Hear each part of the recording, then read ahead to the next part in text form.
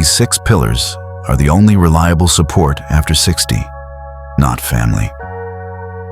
Life advice. Have you ever noticed something that no one really says out loud, but that becomes clearer the older we get? It's this. Family, while incredibly important, isn't always the safety net we imagined it would be. When we're young, we just assume it'll always be there. We picture our kids living nearby, our siblings staying close, our partner growing old with us, hand in hand, through the years. It's a comforting picture. But real life? Real life doesn't always follow that script. Let me tell you about someone I once knew, Walter. He was a high school principal, retired at 65 with big plans for the next chapter with his wife, Mary Ann. But just 6 months into retirement, Mary Ann passed away. Suddenly, Walter's only daughter lived across the country. And just like that, a man who'd once been surrounded by students, teachers, friends, was alone. No daily phone calls, no dinner conversations, just a quiet house and a silence he wasn't ready for. And here's the truth. Walter's story isn't rare. In fact, it's becoming more common. Today, millions of people over 60 are living alone, and many more feel emotionally alone, even with someone sleeping just down the hall. So, what do we do with that truth? We prepare, we strengthen, we build something inside ourselves that doesn't fall apart when people drift away, when calls stop coming, when the support we hoped for just doesn't show up. That's exactly why I created something I call my 6P system. It's a 6-pillar foundation for living a joyful, independent life after 60. These 6 pillars have nothing to do with who stays or who leaves. They're about you, your health, your peace of mind, your growth, your joy, your resilience. And the final pillar, the 6th, it's the anchor, the one that holds everything else together. I'll tell you all about that one at the end. So stay with me, because I truly believe these next few minutes could shift the way you think about aging and about what's possible. You're not alone. And more importantly, you don't have to feel alone either. Before we dive in, let me ask you something. Which of these 6 pillars do you think matters most in life after 60? Drop your thoughts in the comments. And if this video resonates with you, give it a like and subscribe to Life Advice for You. Let's build a community where no one grows old unprepared. All right, let's start with Pillar 1, physical health. Here's something I've come to believe deep in my bones. Your body is your very first home. And just like any home, if we want it to stay strong, safe, and comfortable as we age, we have to care for it. After 60, many of us start noticing those quiet but persistent shifts. The stairs feel steeper, opening jars gets harder, a short walk leaves us more winded than we expected. We tell ourselves, well, that's just aging. But is it really? The truth is, after 60, the body does start to change more quickly if we don't actively support it. Muscle mass starts to decline in a condition called sarcopenia. Our bones lose density, joints stiffen. Even the heart, once steady and strong, can start to weaken, especially if we stop moving. And here's the most dangerous myth of all, that slowing down is safer. I'm too old to exercise, people say. Or, I take a walk now and then. That's enough. But walking, while wonderful, isn't the whole picture. Not if we want to stay strong, balanced, and independent. And I want to help you do exactly that. Let me tell you about someone I deeply admire. Her name is Diane. She's 68 now, but just a few years ago, she was avoiding stairs completely. Even one flight, she'd take the elevator. Her legs felt weak, and the fear of falling was always in the back of her mind. I guess this is just what getting older feels like, she thought. But everything changed after one close call. Diane nearly slipped in her own home. That moment shook her. It wasn't about looking younger or running marathons. She just wanted to feel safe again, to trust her own body. So she started small. No gym memberships, no heavy weights, just gentle resistance training at home, using bands and her own body weight. After 3 months, Diane was walking up and down the stairs without grabbing the railing. That spark of confidence. It returned to her face like sunshine breaking through after a long, gray winter. Here's the truth. Strength after 60 doesn't stick around by accident. You don't keep it unless you work for it, little by little, every day. The good news is, you don't need to spend hours in a gym. Just a few simple movements. Gentle squats to build your thighs, wall push-ups for upper body strength, and seated leg lifts for balance. Done consistently, these can wake up muscles you thought were long gone. But movement is only one piece of the puzzle. Nutrition is the quiet partner that often goes unnoticed. After 60, your body needs more support to maintain muscle and bone. That means high-quality protein like whey, healthy fats like omega-3s, and vitamin D for strong bones and a healthy immune system. These aren't trendy extras. They're essentials. Too many older adults skip meals or eat too little protein because they don't feel hungry. But your body still needs fuel. It needs building blocks to keep you strong, mobile, and independent. And here's the bigger takeaway. Good health after 60 isn't something you just have. It's something you build, day by day, decision by decision. You don't have to do everything all at once. Just begin. One more stretch in the morning, one more protein-rich meal, one choice to move instead of sitting it out. Every step matters. You're not just keeping your body going, you're reclaiming your independence. And if no one has told you this today, let me be the one. You are worth the effort.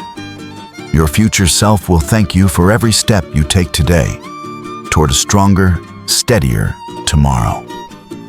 Now let's talk about something just as important as physical strength. Mental flexibility. There's a quiet truth about aging that no one tells us when we're young. Our minds can stiffen just like our joints.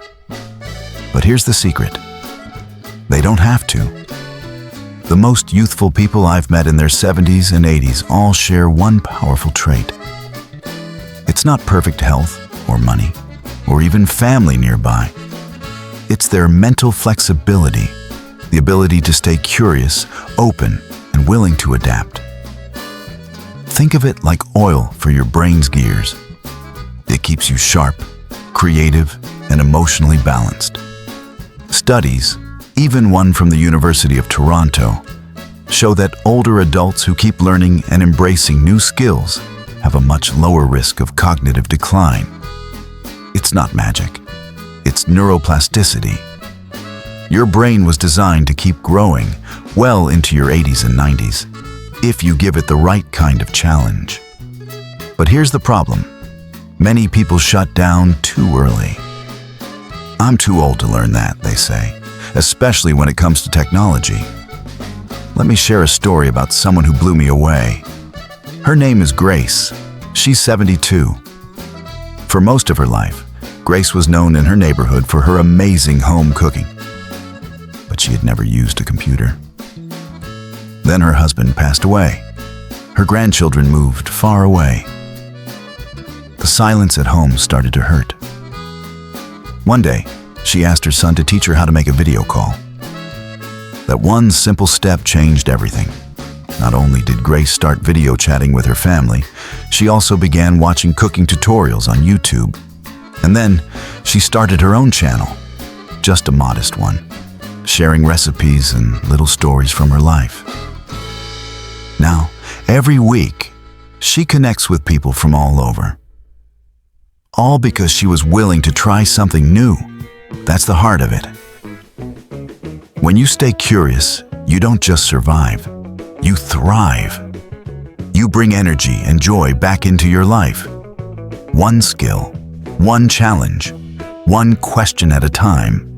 You don't have to master it all. You don't have to be fast. You just have to be open. Start small. This month, learn to use your phone's camera. Next month, try a new recipe from another culture. After that, pick up a musical instrument or spend 15 minutes a day learning something new. Space, history, how birds migrate. Your brain doesn't care what you learn. It only cares that you keep learning. And you might be surprised at how much joy it brings. The moment you stop saying, "I can't," and start saying, "Let's see," you get something priceless back, your youthful spirit. So I'll ask you this. What's one new thing you've always wanted to learn but told yourself it was too late? Comment below and share it with us. Let's inspire each other. Maybe today is your day to begin. And if this message resonates with you, just type "yes" in the comments. I'd love to hear your thoughts. 3. Passion and purpose. What really happens when the meetings end, the alarms stop buzzing, and the briefcase collects dust in the back of a closet? For many, retirement is painted as the reward at the end of a long road. A time to finally rest, to enjoy life without deadlines or demands. But there's a deeper truth that often sneaks up on people. Freedom without purpose can feel more like a prison than a paradise. After decades of routines and responsibilities, the sudden stillness of retirement can be disorienting. Sure, at first it feels like relief. You sleep in, read a little, breathe a little. But after a few weeks, something unexpected sets in. A quiet kind of emptiness. It's subtle. You might not even notice it right away. Maybe it's a lack of motivation to get out of bed, or just a dull feeling that lingers throughout the day, even when there's nothing wrong on paper. For many, this is the early onset of what psychologists call low-grade depression, and it often goes undiagnosed. The National Institute on Aging reports that older adults are at a higher risk for depression, especially during major transitions like retirement. Not because they stop being active, but because they stop feeling needed. And that's the difference between being busy and being fulfilled. You can fill your calendar with tasks, errands, and events. But if none of them light a spark inside you, that busyness will leave you feeling hollow. The real difference maker is passion. Something you care so deeply about that it gives structure to your days, meaning to your actions, and a reason for your heart to keep expanding. And no, passion doesn't retire just because you do. In fact, retirement is when passion finally has room to breathe. I recently met someone who reminded me of this so beautifully. His name is James. He's 66, a retired accountant who spent his career buried in spreadsheets. At first, retirement was exciting. But 3 months in, he felt anxious and restless. Then one day, while cleaning out his garage, he found his late father's old wood carving tools. Out of curiosity, he started tinkering with scraps of wood. First, a spoon, then a set of utensils, cutting boards, small sculptures. He began gifting them to friends. Eventually, he set up a table at a local craft fair. James didn't just rediscover a hobby, he rediscovered himself. His hands were alive again. His mind was sharp. He even started mentoring his teenage grandson, who now dreams of opening his own little Etsy shop. What James found wasn't just a pastime, it was purpose. Here's the truth. Retirement isn't the end of your development. It's the beginning of a different kind of growth. All those passions you tucked away, painting, writing, gardening, teaching, volunteering, they've been waiting for you to come back to them. And if you feel like you've forgotten what once brought you joy, that's okay. Passion can be rediscovered. Step by step, start small. Think back to what made you feel alive as a child or young adult. Try one new thing this week. Join a class, visit a museum, write one page of your life story, volunteer for a local cause. Those small acts build momentum. And soon, they're not just something to do. They're why you look forward to tomorrow. Because when you live with passion, age becomes your fuel, not your limitation. You bring to your pursuits a deep well of experience, wisdom, patience, and compassion. And in a world that sometimes forgets to value older voices, that kind of purpose isn't just powerful, it's revolutionary. 4. Prosperity and financial security. What does it really mean to be wealthy after 60? It's a question with a very different answer than when we were younger. Back in our working years, we were told to chase more income, more investments, more stuff. But as the seasons of life shift, so must our definition of wealth. Because the older we get, the more we understand. Real wealth isn't about how much you accumulate. It's about how little you need to feel at peace. After 60, financial priorities change. It's no longer about maximizing income. It's about creating stability, simplicity, and space for what matters most. You begin to realize that freedom doesn't come from buying more. It comes from needing less. And yet, many fall into the trap of trying to maintain the same lifestyle they had during their peak earning years. They keep spending like the paychecks will always roll in, not realizing how quickly small habits can chip away at their financial security. It's not always reckless spending. Sometimes it's just unused subscriptions, a home that's too big and costly to maintain, or no plan for rising medical expenses. One of the biggest and most dangerous oversights is not having an emergency fund for healthcare. Medical bills are often the largest expense in retirement, and most people aren't ready when a health crisis hits. The stress of unexpected costs can weigh heavily, not just on your wallet, but on your peace of mind. That's why budgeting after 60 isn't just helpful, it's essential. But I'm not talking about a budget of restriction.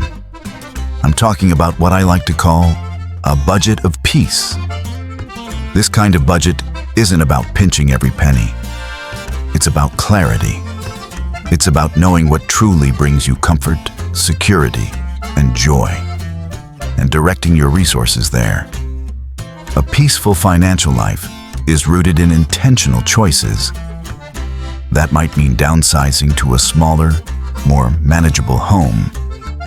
It could mean investing in nutritious food, gentle fitness classes, or preventative health care instead of the latest gadgets.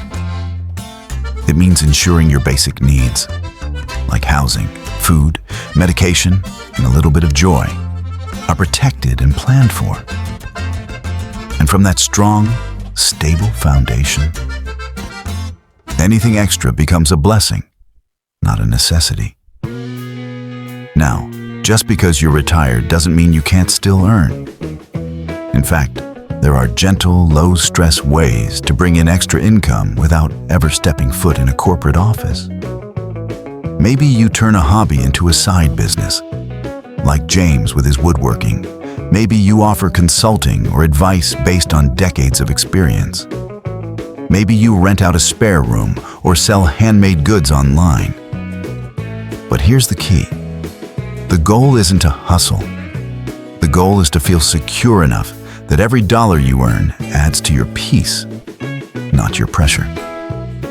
As author Joshua Becker once said, "The first step in crafting the life you want is to get rid of everything you don't." And that includes financial clutter, old debts, unnecessary expenses, and outdated ideas of what you think you need to be happy. Because true prosperity in this season of life, it's not about having more. It's about needing less and living more fully. Retirement begins when the meetings stop, the alarm clocks are silenced, and the briefcases gather dust. For many, it's painted as a reward, a time to rest, to enjoy life without the pressure of work. But here's a deeper truth that often catches people off guard. Freedom without purpose can feel more like a prison than a paradise. After decades of structure and responsibility, the sudden stillness of retirement can feel disorienting. At first, there's relief. Finally, time to sleep in, to read, to relax. But after a few weeks, something unexpected begins to creep in. A quiet sense of emptiness, not always dramatic. Maybe it's just a lack of motivation to get out of bed. A dullness to the day, even when nothing seems wrong. For many, this is the beginning of a low-grade depression, often undetected. According to the National Institute on Aging, older adults are at greater risk of depression, especially during major life transitions like retirement. Not because they lack activity, but because they lack meaning. This is where we must make an important distinction. Being busy is not the same as being fulfilled. You can fill your calendar and still feel hollow if none of those tasks light a spark in you. What makes the difference is passion. Having something you care about so deeply, it gives your day structure, your actions significance, and your heart a reason to keep expanding. And no, passion doesn't retire when you do. In fact, for many people, retirement is when passion finally has room to breathe. I met someone recently who reminded me of this so clearly. His name is James, a 66-year-old former accountant who spent his life crunching numbers. When he retired, he was excited. But within 3 months, he felt restless, anxious even. Then one day, while cleaning out his garage, he found his late father's old wood-carving tools. On a whim, James started tinkering in the evenings. One carved spoon turned into a set of utensils, then cutting boards, small sculptures. He began gifting them to friends. Soon, he joined a local craft fair. Not only had he rediscovered a hobby, he had rediscovered himself. His hands were alive again, his mind sharp. He even began mentoring his teenage grandson, who now wants to open an Etsy shop. James didn't just find a pastime. He reignited his purpose. That's the key. Retirement isn't the end of your development. It's the beginning of a new kind. The passions we tucked away in our younger years, writing, gardening, painting, teaching, volunteering, they're not lost. They've just been waiting patiently. And if you feel like you've forgotten what once brought you joy, that's okay. Passion can be rediscovered, one small step at a time. Reflect on what used to make you feel alive. Try something new each week. Take a class, visit a museum, volunteer, write one page of your story.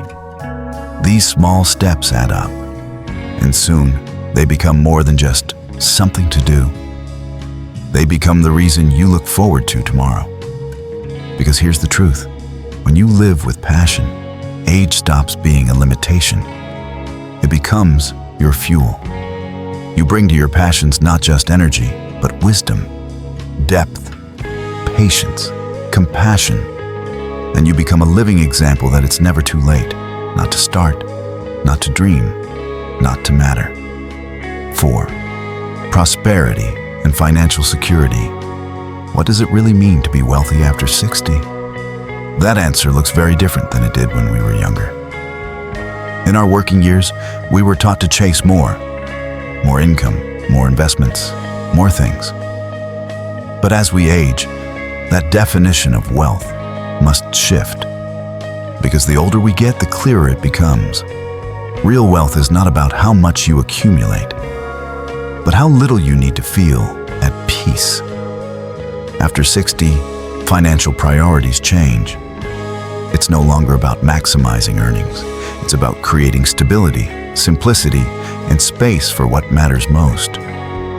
You begin to see freedom doesn't come from buying more. It comes from needing less. And yet many people still try to maintain the same lifestyle they had during their peak earning years. They keep spending as if the income will always be there, often unaware of how quickly small habits can erode their security. It's not always reckless spending. Sometimes it's expensive subscriptions they don't use. A home that's too large and costly to maintain. No plan for rising medical costs. One of the most dangerous financial oversights for older adults is not having an emergency fund for health. Medical expenses often become the largest cost in retirement. Yet many are unprepared, and the stress of unplanned expenses can take a toll, not just on your wallet, but on your peace of mind.